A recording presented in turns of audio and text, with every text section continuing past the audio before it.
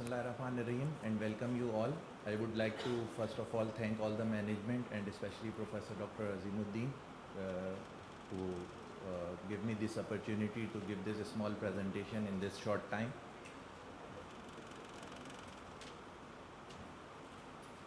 This is a verse of a Prophet Muhammad, peace be upon him, from Sahih Bukhari.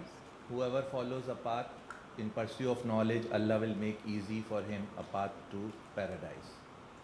Today my topic of presentation is very vast. It is basically the utility and limitation of ultrasound chest. First I thought that maybe case based presentation बनाऊं, but there was very vast topic and there were many signs in the chest which we looked in doing the ultrasound, especially the bedside lung ultrasound or the fast ultrasound. So we concentrate over the major signs and during the ultrasound of the chest.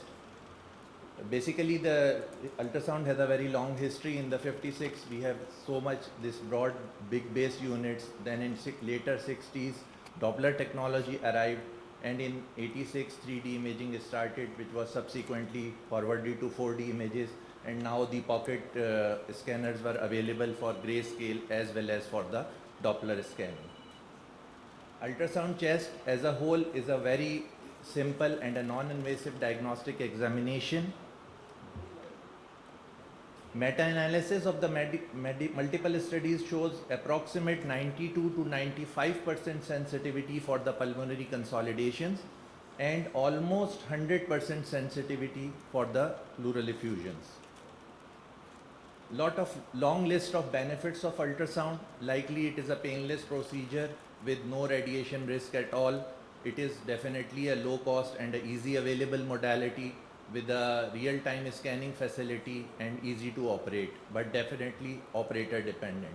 It is easily performed at bedside, better soft tissue resolution, and most important thing is that it can be repeatedly performed, especially in hospitalized patient as per need. There are various roles of ultrasound regarding the chest.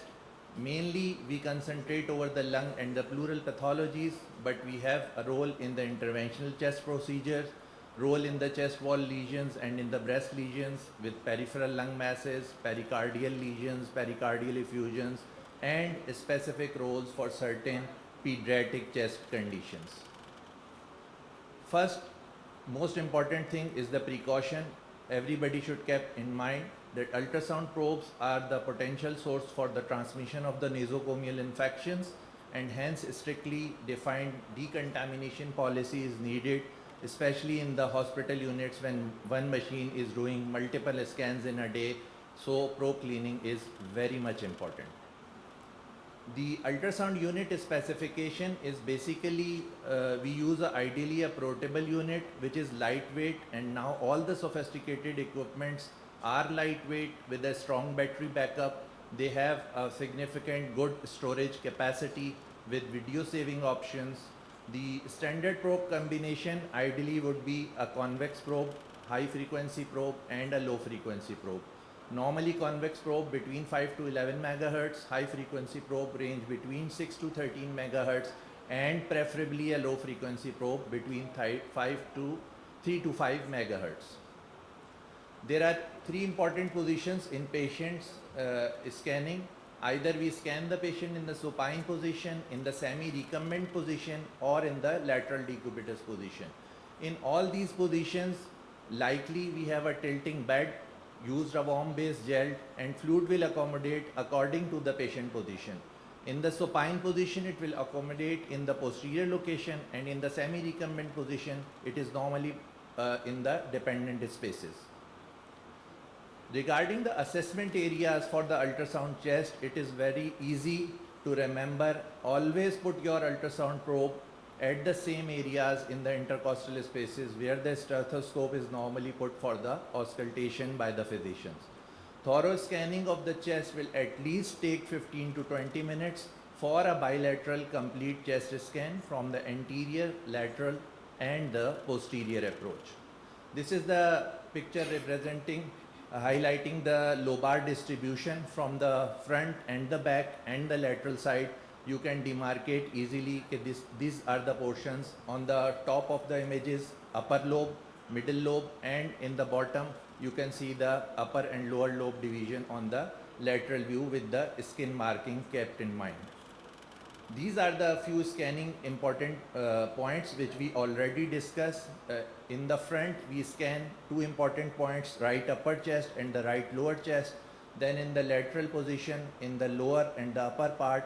And then in the fourth and fifth images, you can see the posterior chest, which was scanned from the superior aspect near the scapula and from the lower side inferior angle to the scapula. And the last image is showing the intercostal approach, which usually we can see for the pleural effusion, liver, and the diaphragmatic movements. Basically, multiple scanning protocols are available worldwide. Normally, in the emergency cases and in the ICU setups, we are following the blue protocol, which is the bedside lung ultrasonography in the emergency, and the EFAS protocol. We look for the pleural effusions, pericardial effusions, pneumothorax, lung consolidation, else. Remaining all other protocols are available if you search on the net: false protocol, cause protocol, rush protocol. These all are available and these have separate parameters. Now we can discuss about few normal artifacts in the ultrasound chest which are very much important to recognize during the bedside lung scanning. These are the A lines, mirror artifacts, and the curtain signs. Number one is the A line, which is the reverberation artifact, and it is seen in all healthy individuals, and you can see a sharply demarcated horizontal echogenic lines with equal distance to one another, and these start from top of the screen to the bottom of the screen. The last reverberation line is less sharp. The superior ones are the more sharp, which is shown in the image. The A1 line is more sharper than the A2, then the A3, and their sharpness will decrease in intensity with the depth. So these were very important to see in healthy individuals. Number two is the mirror artifact, which we can see on the both side, on the right as well as on the left side. Basically, these are when the beam is redirected and a false duplicated image will be seen above the diaphragm, created superior to the diaphragm. As seen in this image, the liver mirror shadow is seen above the diaphragm, and this is seen despite a well aerated underlying lung. Second important thing is the curtain sign. Normally हम ये करते हैं कि patient को कहते हैं deep breath ले, normally गहरा सांस लें, रोक लें. मोस्टली कुछ जगहों पर ये होता है कि पेशेंट को एक्सहेल भी कराना पड़ता है. तो ये वो सॉफ्ट कॉर्नर है कि जिसमें lung moves during the exhalation, allowing better visualization of the viscera like liver and spleen. इस वीडियो में आप देखेंगे लंग स्लाइडिंग. जब पेशेंट इनहेल करता है तो lung is always covering the liver and the diaphragm, and you can't visualize sharply the diaphragm and the CP angle recess. So you have to ask the patient to exhale, so the lung will move up and you will see the diaphragmatic contour well and the CP recess. So exhalation is also important in the dynamic scanning.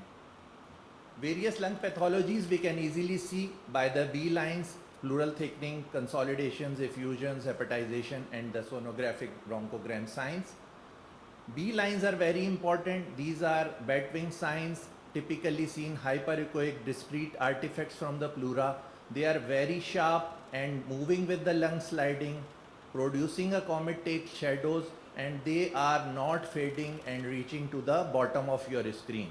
If the lung is normally sliding, if the comet-tail artifacts are constant, and then you are very much confident that this patient has normal lung sliding, normal lung movement, and patient has no pneumothorax. So this is very important.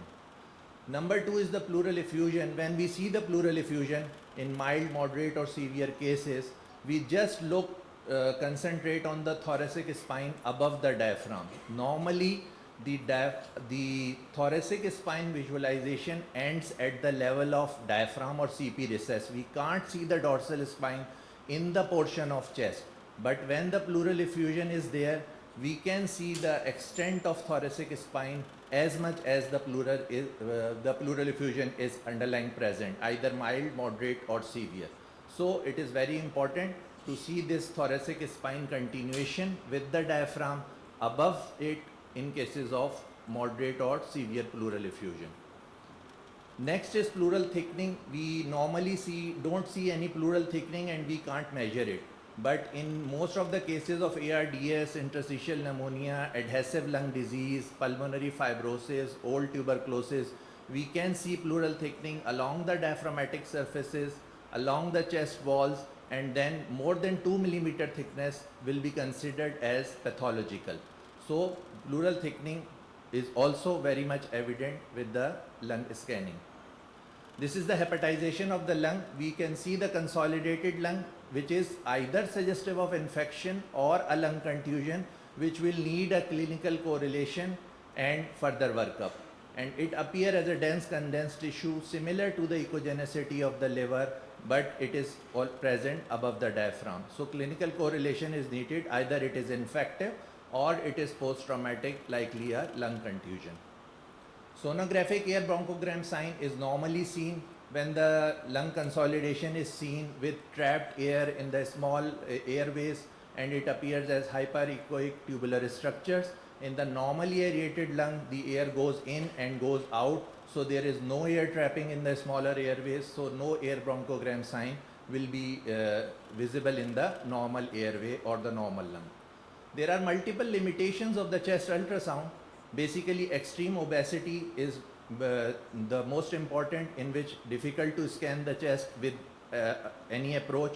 Number two is the quantification of pneumothorax is not possible on the ultrasound. We can't expect कि कितना pneumothorax है.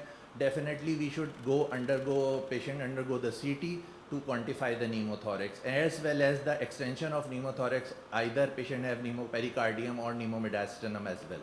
The scanning is also not possible if patient has underlying subcutaneous emphysema because of non-visualization of underlying structure.